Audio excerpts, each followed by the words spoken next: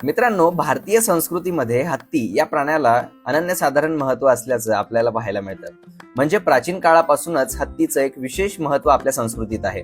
तुम्ही पोरस आणि अलेक्झांडर यांचं युद्ध जर बघितलं तर त्याचं एक नाणं आपल्याकडे उपलब्ध आहे आणि त्या नाण्यावरती तो पोरस जो आहे तो हत्तीवरती बसलेला दाखवलेला आहे. म्हणजे हत्ती हा शौर्याचं, बलाढ्यतेचं प्रतीक म्हणून तिथं बिंबित झालेला आपल्याला पाहायला मिळतो.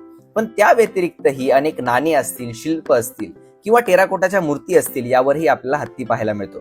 त्यातलीच काही नाणी, काही शिल्प आज माझ्या सोबत इथं माझ्या जवळ आहेत. त्यातलं तुम्ही हे एक नाणं बघा. माझ्या हातात हे जे नाणं तुम्ही बघताय हे आहे कुशाण राजाचं नाणं. आता या नाण्यावरती आपल्याला स्पष्टपणे त्या हत्तीवरती तो राजा बसलेला आहे असं दाखवलेलं आहे. म्हणजे काय तर ते त्या राजाच्या शौर्यतेचं प्रतीक म्हणून दाखवलंय की तो राजा हत्तीला सुद्धा कंट्रोल करू शकतो आणि हत्ती तो राजा स्वतः चालवू सुद्धा शकतो.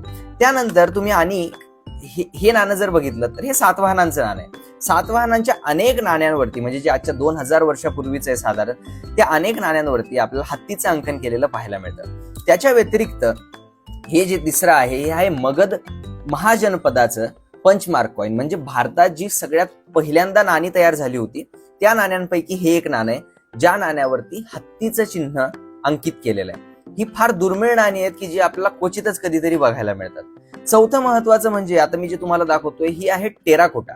टेराकोटा म्हणजे काय की त्या काळामध्ये जे खेळणे लहान मुलांसाठी बनवले जायचे हे साधारणतः 2300 वर्षापूर्वीचं खेळणं आहे. ज्या खेळण्यावर तुम्ही पाहिलं तर हत्ती त्यांना बनवायचा होता. म्हणजे हत्ती त्यांनी बनवलेला आहे. हे हत्तीचे कान आहेत बाजूला आणि हे हत्तीचे दात आहेत, ही हत्तीची सोंड आहे. खरं म्हणजे हा हत्ती त्या काळामध्ये मोठा पूर्ण असला पाहिजे, पण तो आता काळाच्या ओघात तुटला आणि त्याचप्रमाणे जेवढा उरला तेवढा आज आपल्यापर्यंत पोहोचलाय.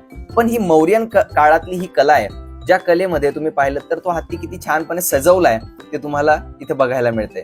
त्याचे दात आहेत, त्याला डोळे सुद्धा बाजूने लावलेत, त्याचे कान केलेले, सोंड केलेली, या पद्धतीने तो हत्ती दाखवण्याचा प्रयत्न केलेला आहे. पण फक्त प्राचीन काळातच नाही तर अगदी मध्ययुगीन काळापासून नंतरच्या काळातही आपल्याला हत्तीचं अंकन अनेक ठिकाणी झालेलं बघायला मिळतं. त्यातलं हे एक अंकन टिपू सुलतानने जे तांब्याचे पैसे पाडले होते तर हा 2 पैसे किमतीचा हा त्यांचा पैसा आहे.